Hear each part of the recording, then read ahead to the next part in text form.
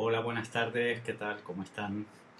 Pues nada, como les había comentado en la reunión, voy a grabar hoy la primera parte de varias para abordar el movimiento artístico del surrealismo.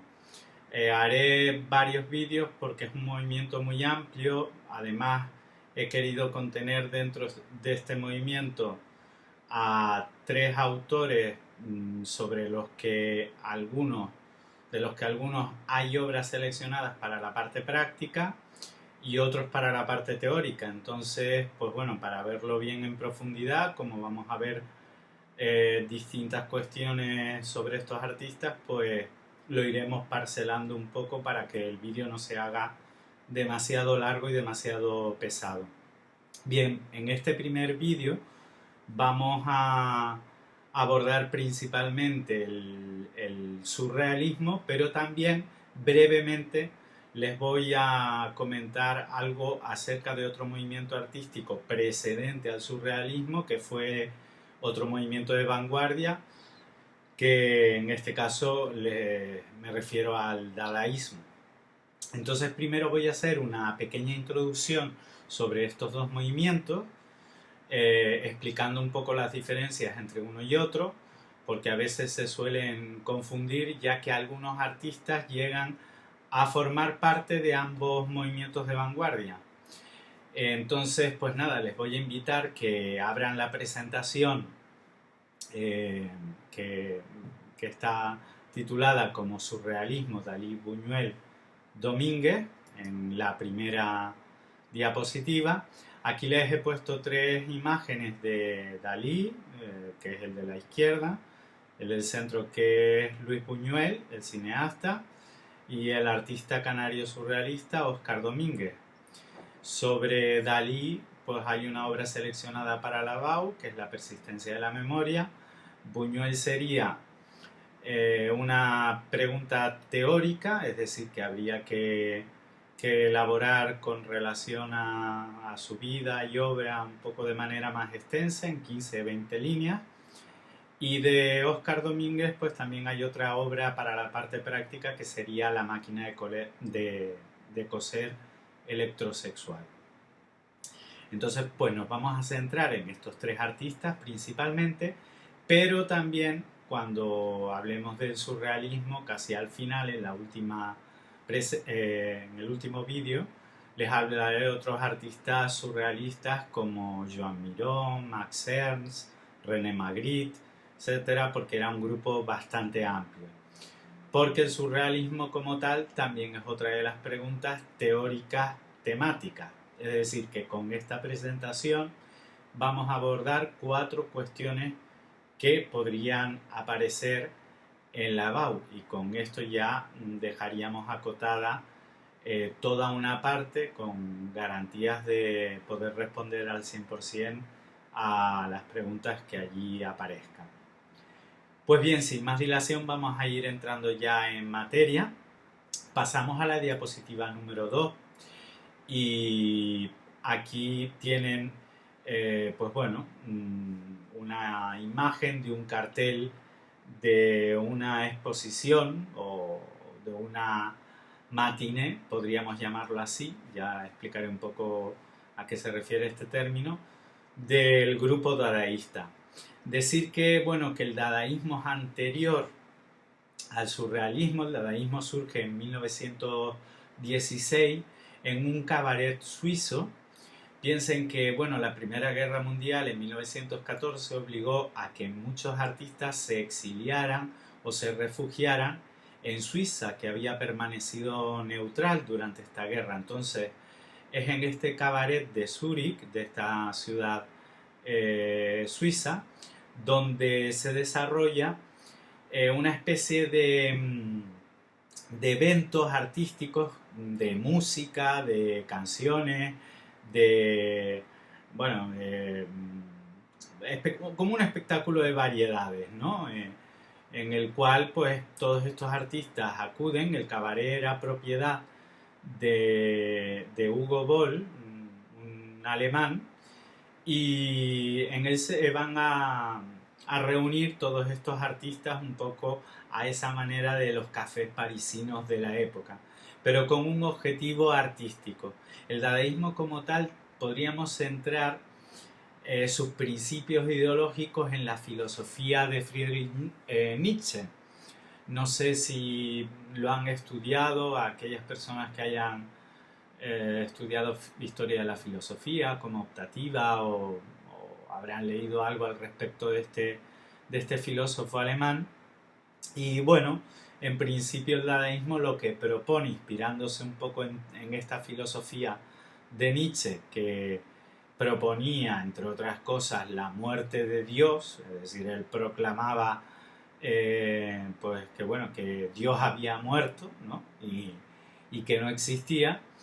Pues bien, el dadaísmo lo que va a proclamar es la muerte del arte. Entonces va a ser como un movimiento reaccionario que va a intentar oponerse un poco a todo lo establecido y digamos, hacer una ruptura drástica, pero en este caso completamente drástica con lo anterior. Esto conecta también con este espíritu de los movimientos de vanguardia que intentaban un poco distanciarse de todo el arte precedente proponiendo un arte nuevo. Tanto el surrealismo como el dadaísmo van a ser movimientos que se van a sustentar en un manifiesto. Es decir, los manifiestos de los movimientos de vanguardia de principios del siglo XX eran escritos que muchas veces pues redactaban individualmente algunos poetas, escritores, etcétera, y que declaraban una serie de principios sobre los cuales se iba a regir este movimiento artístico. El dadaísmo como tal es un movimiento no simplemente pictórico, sino también poético, literario, incluso hasta musical. Iremos viendo algunos ejemplos.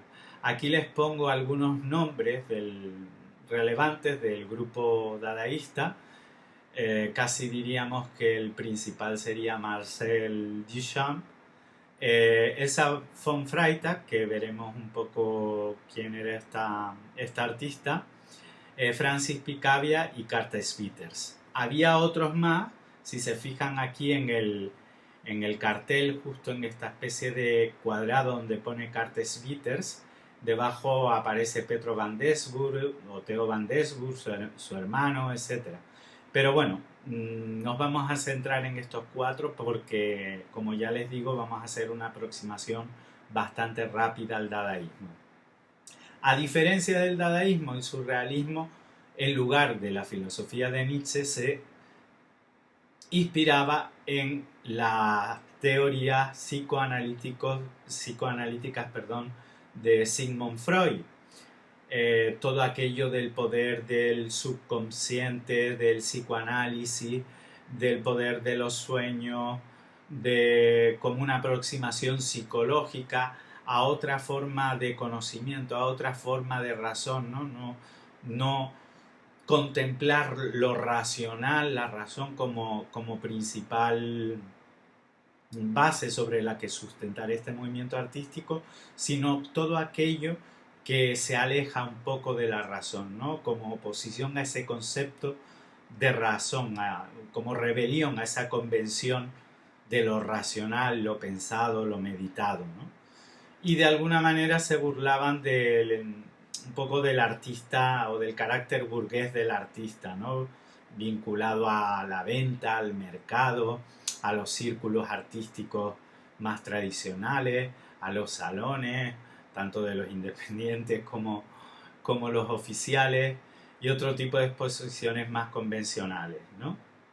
Igual que el dadaísmo, el surrealismo va a ser un movimiento que va a abarcar distintos campos: la poesía, la escultura, la pintura, la música, y también va a tener un poco en común con el dadaísmo esa provocación que van a mantener de cara un poco al arte establecido.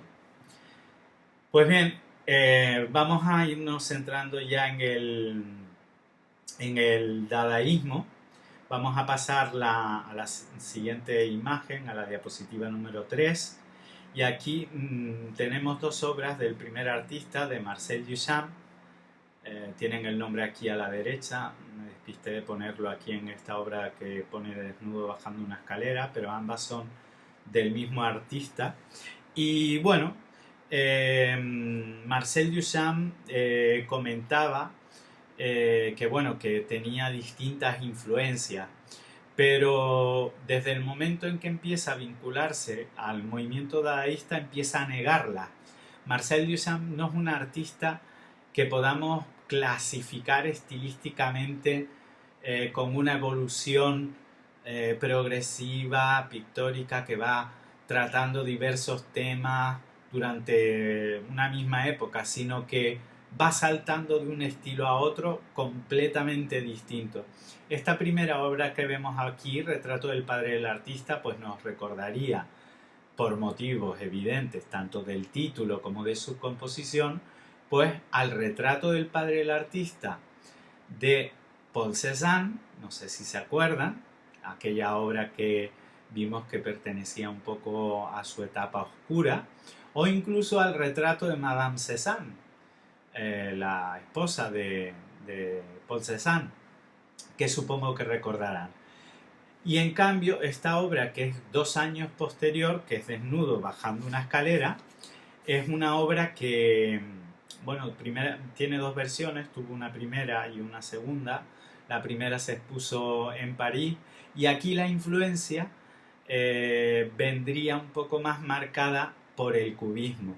Como ven, podría recordarnos ese cubismo analítico del principio, que fragmentaba las formas, ¿no? Ese retrato que vimos tanto de Braque, como de Picasso, el retrato de Ambroise Vollard u otros que vimos cuando vimos el cubismo. Y lo que intenta representar es ese movimiento en la figura de ese desnudo que aparece prácticamente irreconocible, y que, bueno, que crea como esa secuencia, como si fuese una especie de fotografía estroboscópica, ¿no? Esta obra, pues bueno, podría recordarnos bastante también al futurismo, aunque es un movimiento que surge en Italia y que no abordaremos para no dilatarnos un poco más en el tiempo. Como anécdota, decirles que, para que conozcan un poco el carácter de Marcel Duchamp, que esta obra se expuso en la primera exposición cubista que organizó Albert Gleizes. Este grupo de cubistas que se habían separado de Picasso y de Braque, y que tenían un poco con Metzinger, Gleizes y todos estos otros cubistas, pues una redacción de un manifiesto del cual habían renegado un poco tanto Picasso como Braque y posteriormente Gris, que iban un poco a la suya, ¿no? Y ellos se consideraban los auténticos cubistas, a los otros los veían como un sucedáneo. Pues bien, Marcel Duchamp presenta esta obra para esa exposición, y bueno, Gleizes le comenta a su hermano que le diga que, bueno, que le cambie el título, porque esto de desnudo bajando una escalera, un desnudo no se representaría así, etcétera, etcétera. Pues Marcel Duchamp comenta que pidió un taxi, que se fue a la exposición, cogió el cuadro que estaba colgado, que se lo llevó, y que a partir de entonces renegó prácticamente de esos grupos o de esos movimientos artísticos grupales, ¿no? Esto viene a hablar un poco de ese carácter tan particular que tenía Marcel Duchamp. Pasamos a la siguiente diapositiva, la diapositiva número 4, y aquí tienen una obra a la izquierda, El Gran Vidrio, que he puesto estas fechas porque es una obra que Marcel Duchamp acaba en 1923, pero que empieza a idear o empieza a pensar en ella desde 1915, ¿no? Es decir, 8 años pensando sobre esta obra. Y a la derecha tenemos esta rueda de bicicleta sobre taburete, que es de 1913, es anterior al Gran Vidrio. También fíjense que curiosamente aparece en esta exposición en la fotografía de la izquierda, y que podría ser considerado el primer ready-made. Ready-made podría ser como objeto recién hecho, ¿no? O objeto construido, pero también se le ha definido como objeto encontrado, etc. Con esto Marcel Duchamp jugaba un poco dentro del dadaísmo a lo absurdo, ¿no? Fíjense que el taburete realmente pierde toda su posibilidad o su uso para sentarse en la medida en la que ensambla esa rueda de bicicleta encima. Y a su vez la rueda de bicicleta colocada sobre un taburete que no se desplaza, pues también pierde toda su capacidad de movimiento, ¿no? Entonces, digamos que Marcel Duchamp va a jugar un poco con esta idea del absurdo, ¿no? De combinar objetos aparentemente que no guardan relación unos con otros y que tienen que ver mucho con esta teoría dadaísta de centrarse un poco en el caos.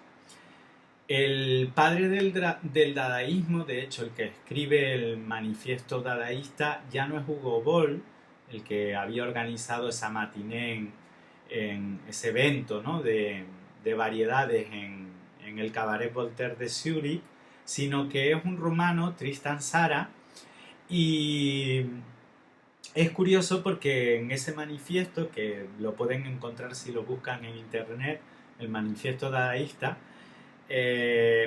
provocan un poco la contradicción, ¿no? Porque, bueno, no es una contradicción tampoco demasiado clara en la medida en la que ellos estaban proponiendo la muerte del arte, ¿no? Pero ese propio manifiesto habla de que, por ejemplo, cuando les preguntan de por qué Dada, qué es Dada, y dicen en el manifiesto que Dada pues no significa nada, es decir, que es una palabra. Se comenta que Tristan Tzara abre un diccionario, busca al azar una página y busca la palabra más rara que le parece y por eso le pone ese nombre al movimiento, ¿no? Los dadaístas lo que van a hacer un poco es, donde otros dicen sí, pues ellos van a la contra, es decir, van a decir que no. Y donde otros dicen no, pues ellos dicen que sí, es decir, es un movimiento que intenta romper con todo lo anterior. Pero volviendo a esta obra del Gran Vidrio, es una obra, fíjense que aquí el aparente lienzo es un lienzo transparente. Por primera vez en la historia del arte no se está pintando sobre una tela opaca, sino que el lienzo, el vidrio, deja ver a través del mismo.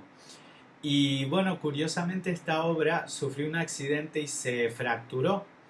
Y Marcel Duchamp llegó a decir de la misma que justo en ese momento es cuando la obra se había acabado. Esta importancia que le daban los artistas dadaístas al azar, a lo casual, a lo que pudiera suceder, a lo no intencionado, pues tenía mucho que ver con las propuestas estéticas del grupo, ¿no?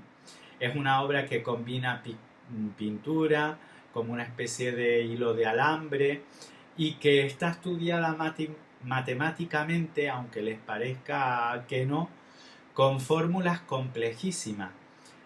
Marcel Duchamp, digamos que era un artista pues con una formación exquisita, muy inteligente, muy rápido mentalmente, ¿no? Y bueno, tenía esa habilidad para generar discursos pues con mucha facilidad. Bien, vamos a pasar a la siguiente imagen, a la siguiente diapositiva, la diapositiva número 5. Y aquí tienen pues otro ready-made de Marcel Duchamp que se titula La Fuente, es de 1917. Y ahí les pongo pues en interrogante Marcel Duchamp o Elsa von Freytag. ¿Y por qué les pongo esta, esta pregunta? Pues bien, por una cuestión que plantearé más adelante. Voy a contarles un poco la historia oficial, la que hasta no hace mucho aparecía en los libros de historia del arte o en los manuales o hasta incluso en la Wikipedia, y que bueno, que con posteriores investigaciones se ha tenido que reescribir. Les cuento un poco la idea de esta fuente, ¿no? Esta fuente, si se fijan, es un urinario de, de baño masculino, es decir, de estos que se pegan a la pared, con la única diferencia que, bueno, que en este caso no está en vertical, sino que se ha puesto acostado. Se fijan que está firmado con una R.Mood, que, bueno, en este caso, y además aparece el año, que sería una especie de seudónimo. Marcel Duchamp llegó a trasladarse a Nueva York, y en Nueva York, huyendo un poco también del conflicto de la Primera Guerra Mundial, y en Nueva York se forma una especie de sociedad de artistas que se conoció ya como la Sociedad de Artistas Independientes. Esto venía un poco relacionado con el Salón de los Independientes de París, que les comenté, esas exposiciones alternativas que huían un poco del criterio del jurado. Y esta Sociedad de Artistas Independientes, pues bueno, convocan una exposición a la cual pues se presentan, pues creo que 1200 artistas, y llegan a exponerse pues más de 2000 y pico obras. Podría ser considerada una de las exposiciones más grandes o la más grande que se había realizado hasta la fecha, ¿no? Y Marcel Duchamp pertenecía al comité de selección. Pues Marcel Duchamp no presenta ninguna obra a esta exposición, pero en cambio envía este urinario firmado con el seudónimo. Pues bien, cuando el urinario es recibido, provoca un escándalo tal, porque decían que eso no era una obra de arte, bla bla bla, y rechazan esta obra. Entonces, por este motivo, Marcel Duchamp lo que hace es abandonar el comité de selección y dejar esta sociedad de artistas independientes de Nueva York. ¿Cuál era el objetivo artístico que podía estar persiguiendo Marcel Duchamp con esta obra? Él lo que venía a decir es que la obra de arte como tal, o el arte como tal, no estaba en el objeto. Si tú colocabas un objeto sobre un pedestal, ya la gente lo iba a mirar como si fuera una obra de arte. Y si este objeto estaba dentro de un museo, pues ya la gente lo iba a mirar como un objeto artístico, independientemente de que se tratase de un urinario. Y esta era la crítica que estaba un poco proponiendo Marcel Duchamp a todo el mundo del arte de entonces, ¿no? Es decir, esa disquisición estética de que es arte o que no es arte, pues él la resolvía simplemente diciendo: arte es aquello que está en los museos. Desde el momento en que tú puedas colar una obra dentro de un museo y colocarla en un pedestal, ya el público la va a mirar como una obra artística. Bueno, si recuerdan, cuando celebramos el juicio al arte abstracto, salió a colación este tema. Vimos también la cuestión de aquella escoba que se había dejado una señora de la limpieza apoyada en una pared, cierra el museo, abre al día siguiente y nadie se atreve a quitar la escoba porque piensan que es una obra artística, ¿no? Hasta que llega la señora por la tarde y simplemente la coge de la pared y la quita, ¿no?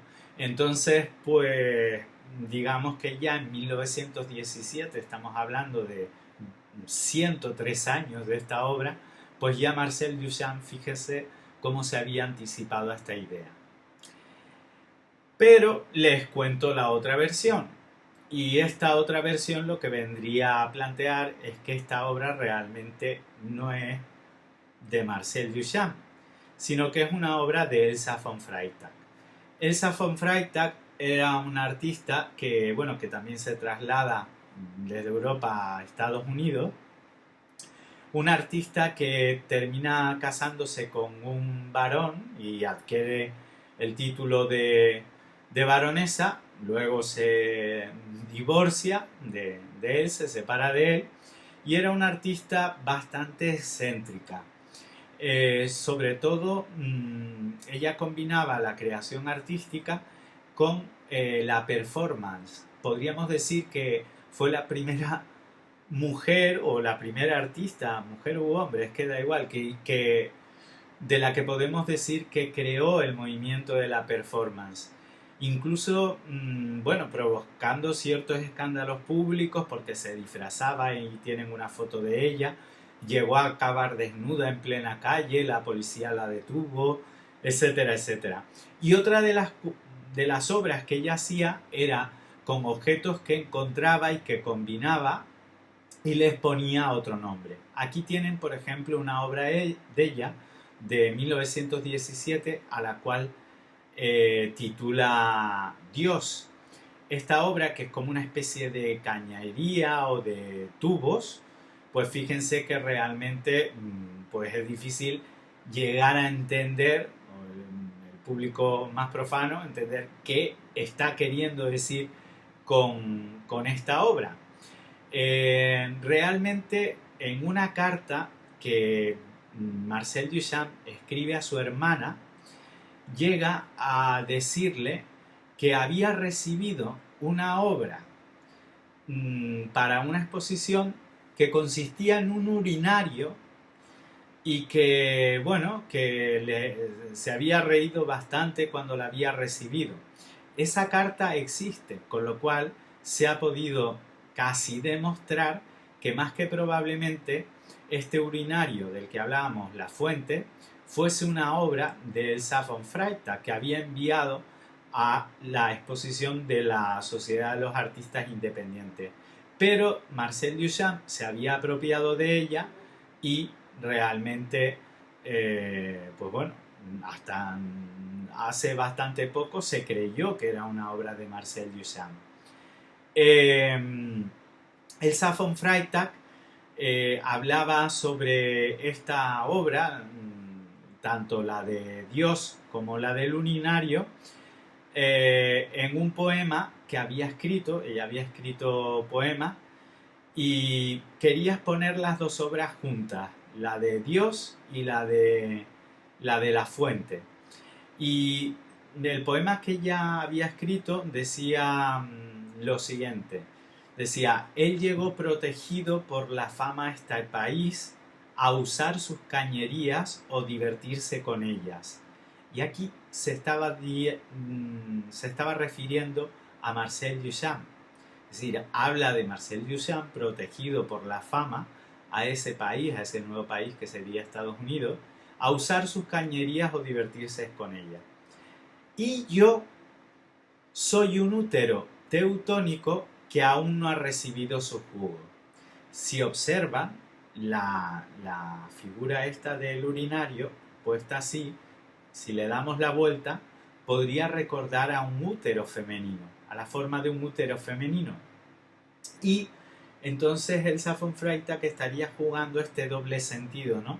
Como un urinario en un urinario masculino puede convertirse en un útero femenino, ¿no? Pues bien, esto un poco a nivel anecdótico de esta artista que no ha sido reconocida hasta hace muy poco y que probablemente podría ser considerada la primera artista feminista, ¿no? Y que yo me creo bastante la historia de que realmente La Fuente, en lugar de Marcel Duchamp, sea de Elsa von Freytag. Habrá que reescribir la historia, ¿no? Bueno, pasamos a la diapositiva número 6 y aquí tenemos dos obras de otro artista, Francis Picabia, dadaísta.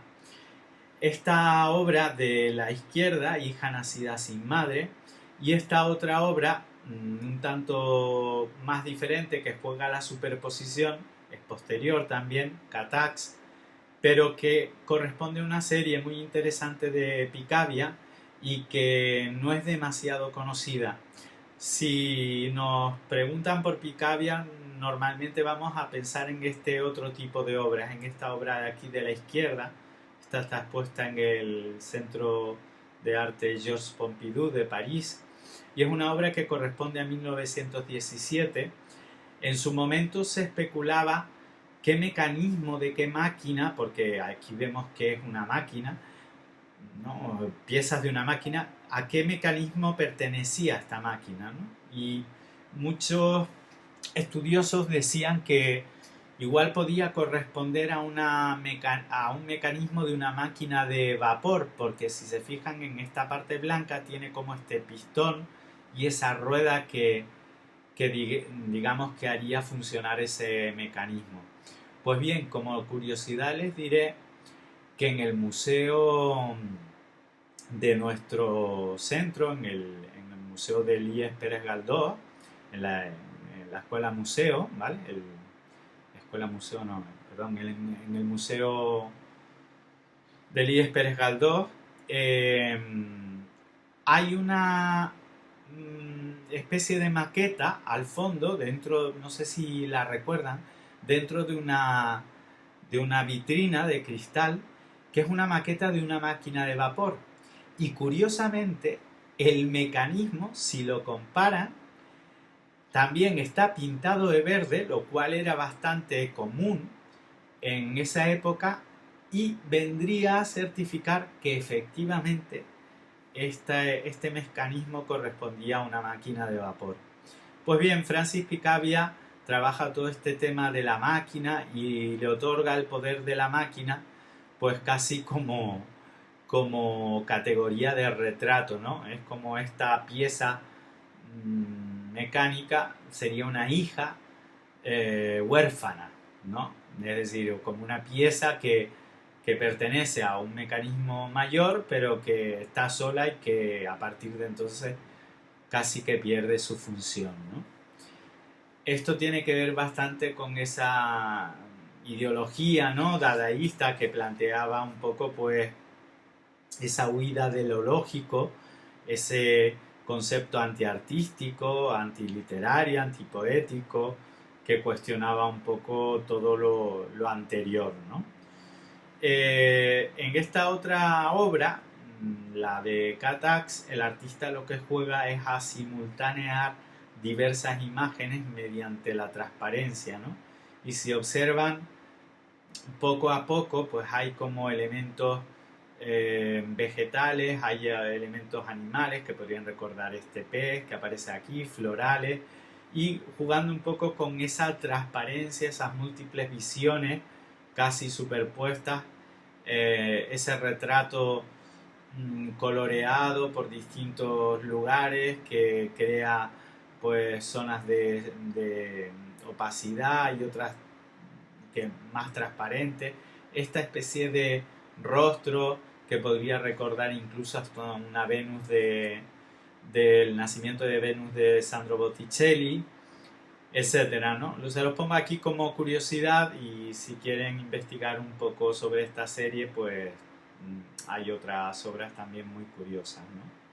Y vamos a terminar el dadaísmo con esta otra, pasamos a la diapositiva número 7, con la obra de Karl Schwitters, que a diferencia de Marcel Duchamp y sus ready-mades, un poco inspirado en los cubistas de la época analítica de Picasso, en la cual pues usaban papeles de periódicos, Karl Schwitters lo que va a hacer es recoger objetos de la basura, ensamblarlos y adosarlos al cuadro con esta especie de marco. Aquí tienen este Melville Roosevelt de 1918-1919, está fechada ahí, y que crean pues como esta especie de texturas, estas piezas metálicas. Es decir, el artista ya no pinta, sino que simplemente esta obra artística nos plantea serias dudas. ¿Qué es una pintura? ¿Es una escultura? Es decir, que en esta categoría un poco ambigua podríamos situarla, ¿no? Es decir, se empieza a romper un poco con las convenciones tradicionales, esto es pintura, esto es dibujo, esto es arquitectura, esto es fotografía, y aquí Cartes Bitters pues hace un poco una simbiosis entre la pintura y la escultura. Cartes Bitters participó en el Cabaret Voltaire, recuerdan que se lo mencioné en la diapositiva número 2, y creó algunas piezas musicales muy curiosas. Entonces aquí les he puesto un vídeo en el cual pueden escuchar una sonata, ¿vale? Arsonat, pone ahí, le pone otro nombre, que es como una especie de composición musical y que, bueno, que no deja de ser curiosa. Entonces yo lo que voy a hacer ahora es les voy a invitar a que lo escuchen. Si quieren, antes de que le den al play, le dan un momento pausa al vídeo y ya cuando terminen de escucharlo seguimos con la diapositiva siguiente.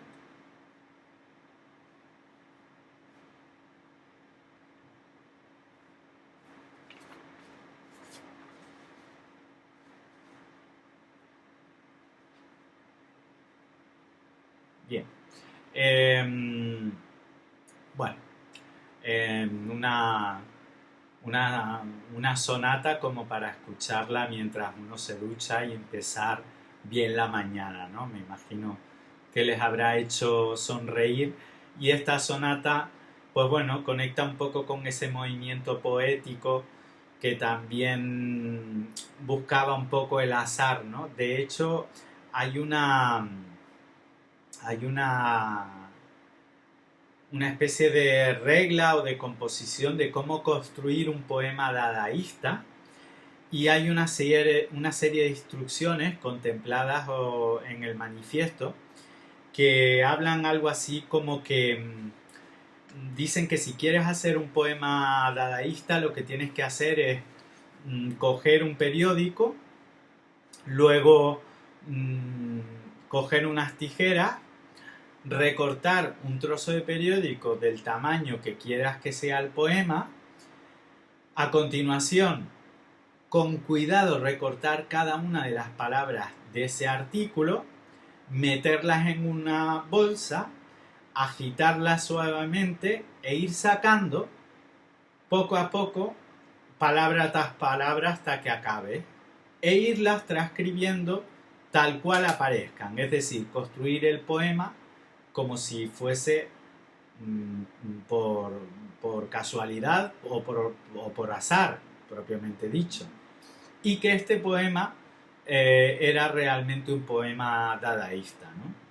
Entonces esto lo comento un poco para que vean pues cómo el dadaísmo se va a centrar principalmente en toda esa ruptura de la muerte del arte, de la convención, de lo racional, de el pensar sobre las obras, el que tengan un tema, no, aquí ya la figura del arte aparece completamente desdibujada. Pues bien, vamos a centrarnos ya en el surrealismo y lo vamos a hacer después de haber visto esa introducción con la figura de Salvador Dalí. Pasamos a la diapositiva número 8. Salvador Dalí nace en Figueras en 1904 y muere en 1989, también en Figueras. Aquí tienen una foto del joven Salvador Dalí y también la firma. De Salvador Dalí podemos decir como curiosidad que también su familia le puso el nombre de un hermano fallecido. Como recordarán, esto también le ocurrió a Vincent van Gogh. Y no deja de ser curioso que, valga la redundancia, que Dalí también termine firmando sus obras únicamente como Dalí, que no ponga Salvador. De hecho, se comenta que con 5 años sus padres lo llevaron a la tumba de su hermano muerto y le dijeron que él era la reencarnación de su hermano. y él de hecho así lo creyó durante gran parte de su vida. No como un drama realmente, sino como en el caso de Vincent Van Gogh, sino mmm, como una especie de homenaje, ¿no? Una especie de experiencia un tanto surrealista. Bien, pasamos a la diapositiva número 9 y aquí tienen la primera obra conocida de Dalí, que es este paisaje cerca de Figueras de 1910. Es un paisaje que si él había nacido en 1904, pues Dalí pinta con, con apenas 6 años. Y fíjense que aparece ya ahí firmado como Dalí. Es un paisaje que podría tener un poco una estética pues impresionista, no surrealista, no estamos hablando de surrealismo aquí, porque el surrealismo como tal va a aparecer en 1924, es decir, bastante posterior. Y aquí tenemos a la derecha una fotografía de Salvador Dalí y niño en 1911, ya un poquito con 7 años, un año después, la he puesto un poco para que, como hicimos con el tema de Picasso, con el picador amarillo, ¿no? Esto no deja de ser también una coincidencia porque tanto Dalí como Picasso, bueno, de hecho se van a conocer en París y Dalí también va a ser una especie de niño prodigio, ¿no?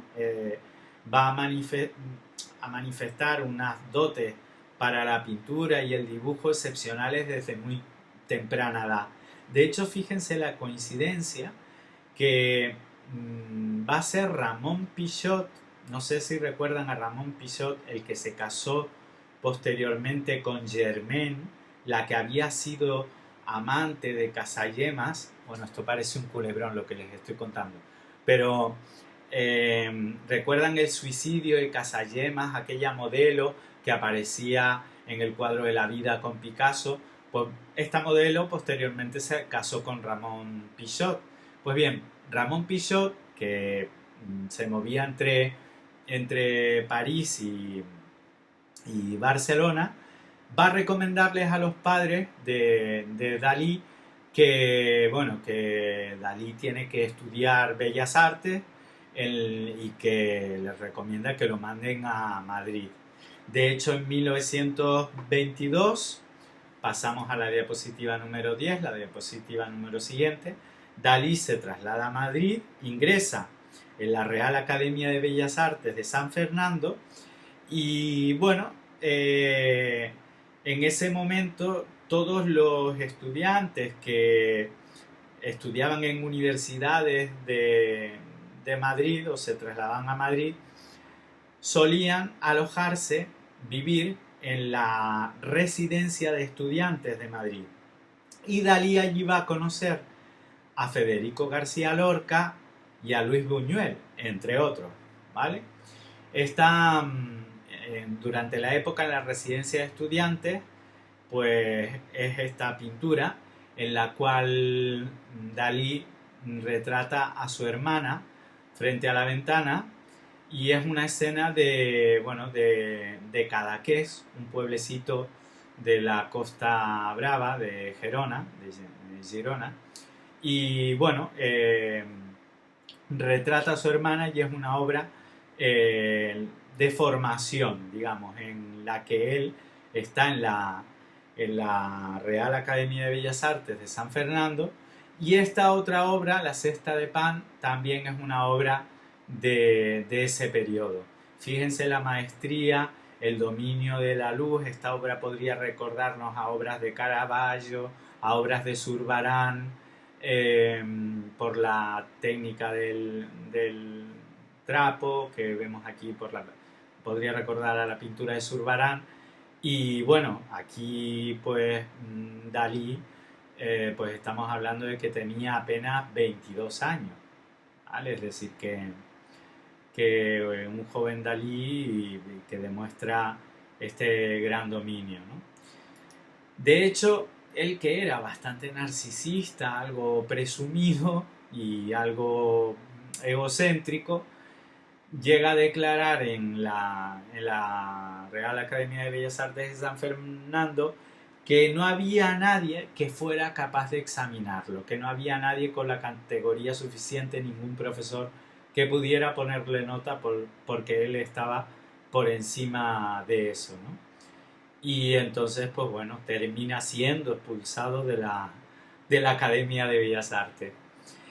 Bien, a partir de entonces él pues abandona Madrid, vuelve a Figueras y de allí ya luego se traslada a, en épocas sucesivas a París, luego más adelante se establecerá durante una temporada en Nueva York, volverá a París, luego volverá a Figueras y al final terminará su vida y fallecerá en España, ¿no?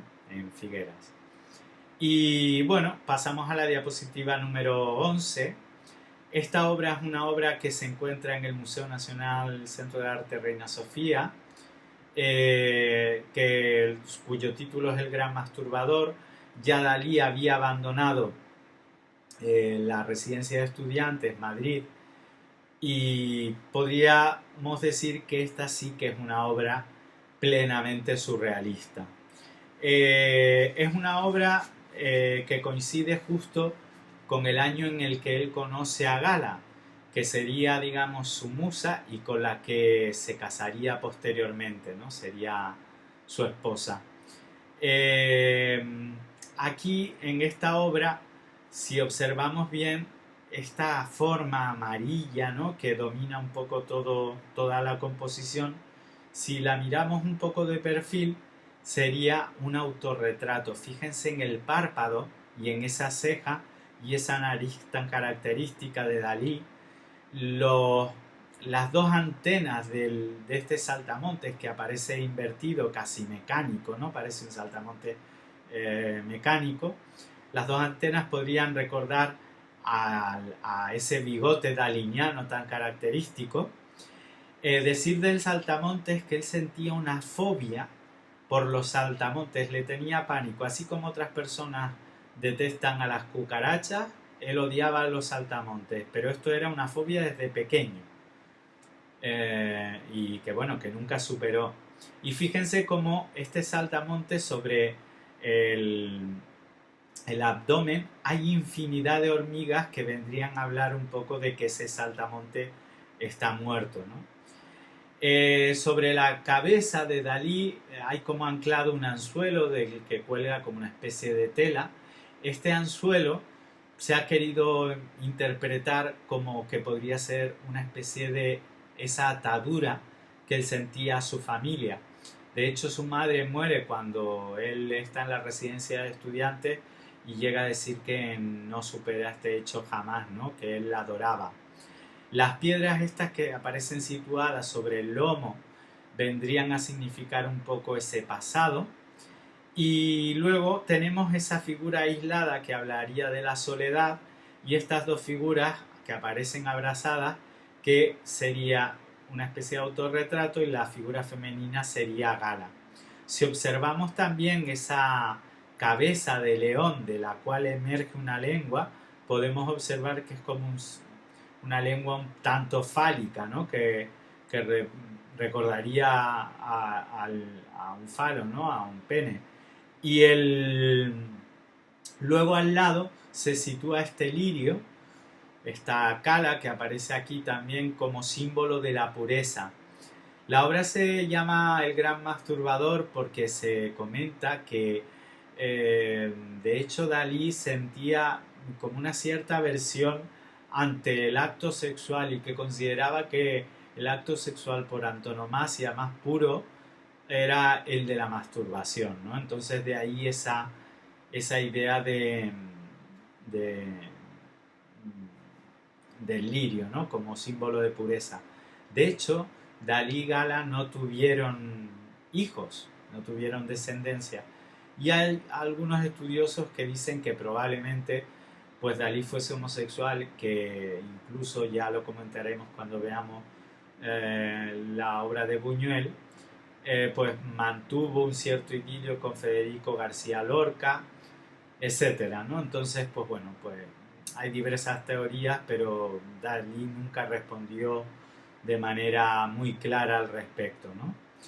El, ese rostro de esa mujer que aparece próximo a esos genitales masculinos y bueno, esta figura casi surrealista en la cual que es como una especie de escultura con ramas o venas que determinan un poco esa salida de la composición hacia la derecha de la obra. Las sombras que crean un poco esa iluminación irreal también son características en la obra de Dalí. Y bien, para ir terminando ya, que como ven este primer vídeo es algo larguito y por eso quiero parar aquí, y pasamos a la siguiente diapositiva. En esta diapositiva pues encontramos una de las obras, la obra que se ha seleccionado de Dalí para la EBAU, que sería la persistencia de la memoria, o también conocida como los relojes blandos. Es una obra de 1931, una obra ya profundamente surrealista, una obra que se encuentra actualmente en el Museo de Arte Moderno de Nueva York, en el MoMA.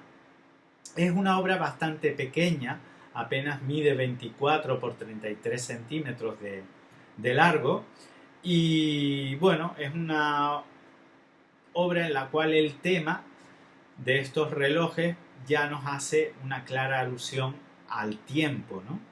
Podría estar hablando un poco de esa teoría de la relatividad de Einstein, podría hablar de la fugacidad del tiempo, pero fíjense que volvemos a encontrar sobre esta playa, ¿no? Que es una playa, esta costa, estas rocas de Cadaqués que vuelven a aparecer aquí al fondo. Sobre la arena aparece otra vez esta especie de cara, autorretrato de Dalí. Fíjense que se parece mucho a la obra anterior, a la del gran masturbador, con estas pestañas, esta nariz, y sobre esta cara, este elemento antropomórfico, se sitúa este reloj que nos deja ver pues que marca las 12, pero en cambio no sabemos la hora en punto. Y en cambio este otro reloj que aparece aquí colgado sobre el árbol marcaría las 6, con lo cual vendría a hablar de un fragmento de tiempo que se situaría entre las 6 de la tarde y las 7 menos 5, porque fíjense que el otro reloj que aparece sobre esta especie de mesa de madera pues marca las 7 menos 5. Sobre este reloj se sitúa esta mosca y hay un reloj de bolsillo que está dado la vuelta, del cual no conocemos su hora y que está también como corroído, comiéndoselo por estas hormigas. De nuevo, esta alusión a la muerte, ¿no? Es como si con este reloj el artista quisiera decir que no conocemos el tiempo de nuestra muerte, ¿no? Que no sabemos cuándo llegará esa hora. Y por eso sitúa este reloj boca abajo para que o sea, para aludir un poco a ese desconocimiento de la hora de la muerte, ¿no?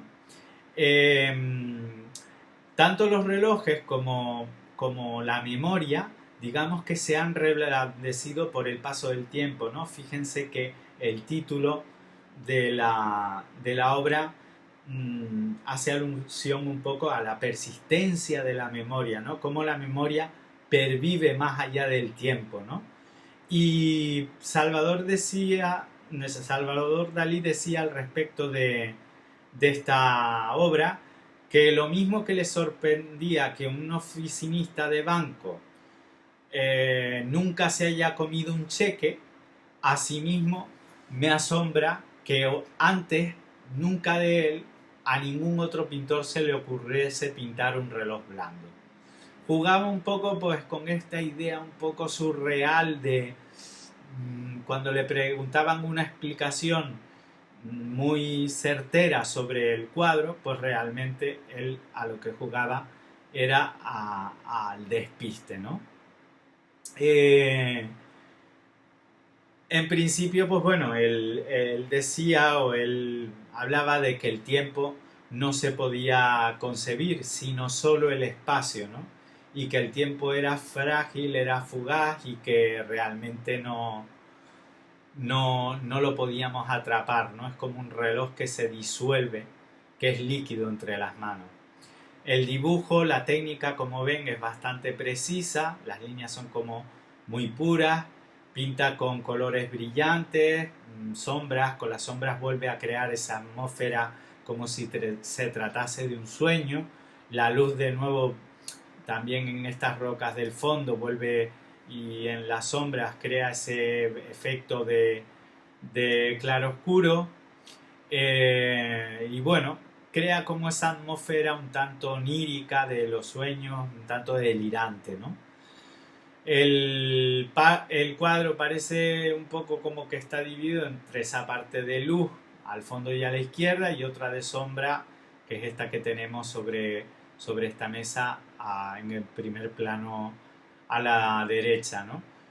Es una estructura bastante, en cuanto a la composición, bastante horizontal. Quizás el árbol y las curvas de los relojes rompen esta composición, ¿no? Para que se vea un poco como ese movimiento, ¿no? O ese contraste con las líneas más rectas del paisaje. Pues bien, hasta aquí el primer vídeo del dadaísmo y del surrealismo. Bueno, ya mañana seguiré, intentaré subir la segunda parte del surrealismo, seguiremos viendo obras de Dalí y probablemente comencemos a ver también obras de Luis Buñuel. Pues nada, hasta mañana. Chao.